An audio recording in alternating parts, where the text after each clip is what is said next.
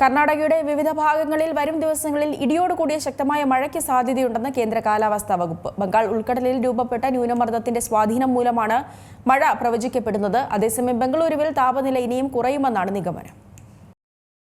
കർണാടകയുടെ വിവിധ ഭാഗങ്ങളിൽ വരും ദിവസങ്ങളിൽ ഇടിയോടുകൂടിയ ശക്തമായ മഴയ്ക്ക് സാധ്യതയുണ്ടെന്നാണ് കേന്ദ്ര കാലാവസ്ഥാ വകുപ്പ് നൽകുന്ന മുന്നറിയിപ്പ്. ഡിസംബറിൽ സംസ്ഥാനത്ത് മഴ ലഭിക്കുന്നത് സാധാരണമാണ്. ബംഗാൾ ഉൾക്കടലിൽ രൂപപ്പെട്ട ന്യൂനമർദ്ദത്തിന്റെ സ്വാധീനം മൂലമാണ് മഴ ലഭിക്കുന്നതെന്നാണ് വിലയിരുത്തൽ. അതേസമയം ബംഗളൂരുവിൽ താപനില ഇനിയും കുറയുമെന്നാണ് നിഗമനം. ഇതുമൂലം കനത്ത മൂടൽമഞ്ഞിനും അതിശൈത്യത്തിനും സാധ്യതയുണ്ട്.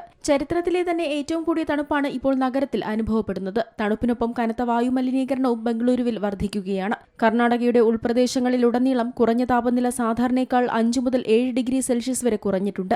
ബീദാർ, വിജയപുര, റായ്ചൂർ, ദാവൻഗരെ എന്നിവയുൾപ്പെടെ നിരവധി ജില്ലകളിൽ ഏറ്റവും കഠിനമായ തണുപ്പ് അനുഭവപ്പെടുന്നുണ്ട്. വരും ദിവസങ്ങളിലും കൊടും തണുപ്പ് തുടരുമെന്ന് പ്രതീക്ഷിക്കുന്നതിനാൽ കർണാടക സംസ്ഥാന കാലാവസ്ഥാ വകുപ്പ് നിവാസികൾക്ക് ജാഗ്രതാ നിർദ്ദേശങ്ങൾ നൽകിയിട്ടുണ്ട്. സാധാരണയിലും താഴെ താപനില കഴിഞ്ഞ 24 മണിക്കൂറിനുള്ളിൽ നഗരത്തിലെ കുറഞ്ഞ താപനില 14 ഡിഗ്രി സെൽഷ്യസിലെത്തി. ഇത് ഡിസംബർ മാസത്തിലുണ്ടാകാറുള്ള സാധാരണ തണുപ്പിനേക്കാളും കുറവാണ്. മൂടൽമഞ്ഞ് യാത്രകളെ തടസ്സപ്പെടുത്തുന്നതിനാൽ വാഹനമോടിക്കുമ്പോൾ ജാഗ്രത പാലിക്കാനും കാലാവസ്ഥാ മുന്നറിയിപ്പുകൾ നിരീക്ഷിക്കാനും അധികൃതർ നിർദ്ദേശം നൽകി. താഴ്ന്ന പ്രദേശങ്ങളിലും തുറസായ പ്രദേശങ്ങളിലും വരും ദിവസങ്ങളിൽ രാവിലെ മൂടൽമഞ്ഞ് തുടരുമെന്നാണ് വിലയിരുത്തൽ. മൈസൂരു, മാണ്ഡ്യ, തുമകുരു, ഹാസൻ, കോലാർ, ചിക്ബല്ലാപുര, ചിത്രദുർഗ എന്നിവയുൾപ്പെടെ ഒന്നിലധികം ജില്ലകളിൽ തണുപ്പ് തുടരാനാണ് സാധ്യത.